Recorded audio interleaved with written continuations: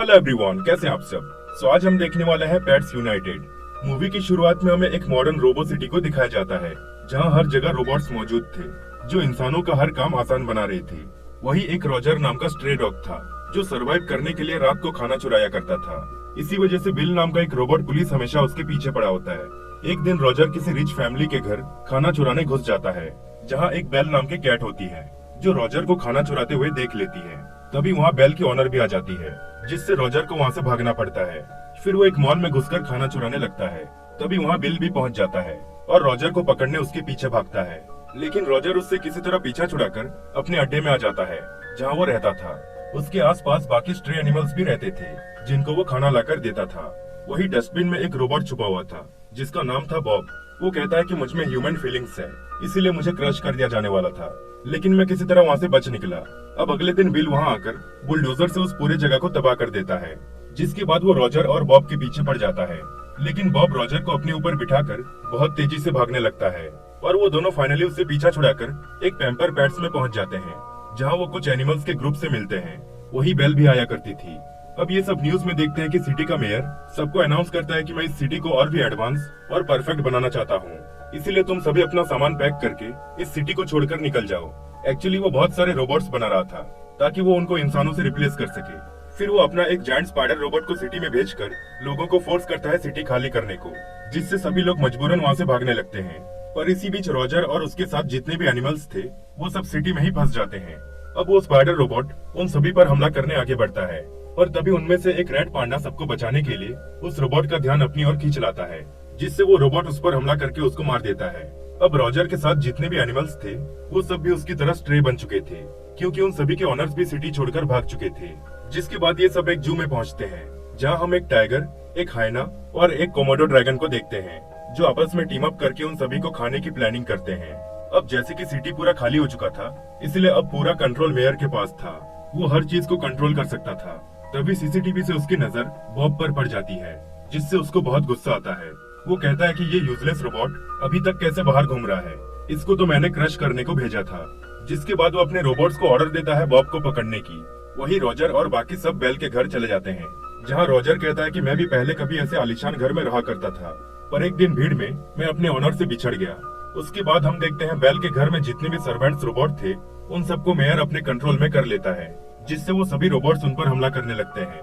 जिससे वो सब वहाँ से भागकर एक स्टेशन में पहुंच जाते हैं, जहाँ एक ट्रेन आ रही होती है, जिस पर बैठकर वो सब वहाँ से भागने लगते हैं। लेकिन उनके ग्रुप के 2 मेंबर्स पीछे छूट जाते हैं, लेकिन वो अपना दिमाग लगाकर एक स्केटबोर्ड से ट्रेन का पीछा करते हैं। लेकिन अब जैसे कि मेयर का हर चीज पर कंट्रोल था, इसीलिए वो ट्रेन की स्पीड फुल कर देता है, जिससे ट्रेन की एक्सीडेंट हो जाती है, पर उसमें किसी को कोई चोट नहीं आता। तभी वो 2 मेंबर्स भी उन सभी के पास पहुंच जाते हैं। जिसके बाद वो सब एक मॉल में घुस जाते हैं और हर तरफ घूमकर मस्ती करने लगते हैं। लेकिन वहाँ पर मेयर कुछ रोबोटिक डायनोस को अपने कंट्रोल में करके उन सब पर अटैक करवाता है, पर वो सब मिलकर बड़ी आसानी से उन सभी को डिफीट कर देते हैं।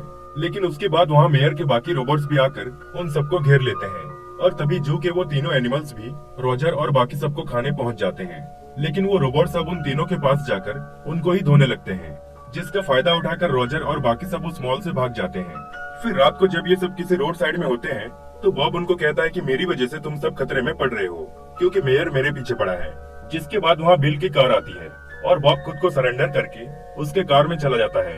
लेकिन रॉजर बॉब को ऐसे छोड़ना नहीं चाहता था, इसीलिए वो बाकी सबको कहता है कि अगर मैं टाइम पर ना लौटूं तो तुम सब सिटी छोड़कर चले जाना। इतना कहकर वो बॉब को बचाने चला जाता है, पर अब बाकी सब भी रॉजर की मदद करने का डिसाइड करते हैं। पर उन्हें पता नहीं था कि वो लोग बॉब को कहाँ ले गए। वही उनके नजदीक में एक टर्सियर बैठा हुआ था, जिसको सब कुछ पता था। वो कहता है कि बॉब को वो लोग रोबो वर्ल्ड फैक्ट्री में ले गए। जिसके बाद ये सब वहाँ पहुँचने के लिए पुलिस से बचकर सीवर से होते हुए आगे बढ़ते हैं। वही फैक्ट्री में हम मेयर को देखते हैं। अब यहाँ हमें पता चलता है कि मेयर एक्चुअली एक रोबोट था, जिसको फ्रैंक स्टोन नाम के साइंटिस्ट ने बनाया था। फ्रैंक स्टोन एक्चुअली रोबोट्स के जरिए सिटी को और भी आसान और बेहतर बनाना चाहता था, लेकिन उसके एक गलती के कारण मेयर एक इविल रोबोट बन गया, और उसने फ्रैंक स्टोन को ही बहुत टाइम से फैक्ट्री में कैद करके रखा था, और वो अब दुनिया पर कब्जा करना चाहता है।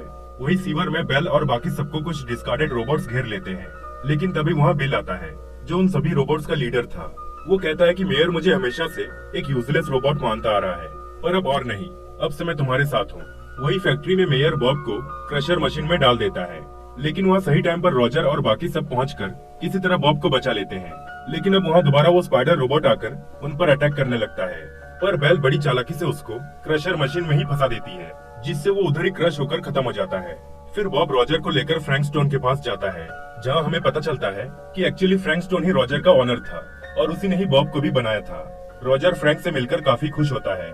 फिर वो सीधा मेयर के पास जाते हैं, जहाँ उसको पीछे से बोरिस नाम का रोबोट पकड़ लेता है, जो फ्रैंक के ऑर्डर्स मानता था। जिसके बाद बॉब मेयर की बॉडी से उसका मेन चिप को निकाल लेता है, जिससे वो हमेशा के लिए ऑफ हो जाता है और अब सब कुछ पहले जैसा हो जाता है। सिटी के सभी लोग भी वापस आ जाते हैं और हम देखते हैं कि वो रेड पांडा भी एक्चुअली मरा नहीं था।